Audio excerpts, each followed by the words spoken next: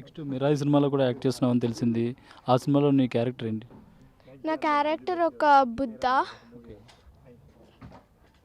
బుద్ధ లాంటిది. అండ్ నేను చాలా వేరే కైండ్ ఆఫ్ లాంగ్వేజెస్లో డైలాగ్స్ చెప్పాలి.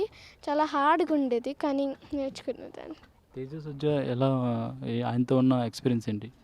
ఆయన బాగుండేవాళ్ళు, చాలా ఫ్రెండ్లీ. తేజ సజ్జా కూడా నీలాగా చైల్డ్ ఆర్టిస్ట్ నుంచి వచ్చిన ఆయనే. మరి చైల్డ్ ఆర్టిస్ట్తో బాగానే ఉంటారు కదా? ఏం మాట్లాడేవారు? ఆయనతో అయితే ఒక పిక్ ఉంది.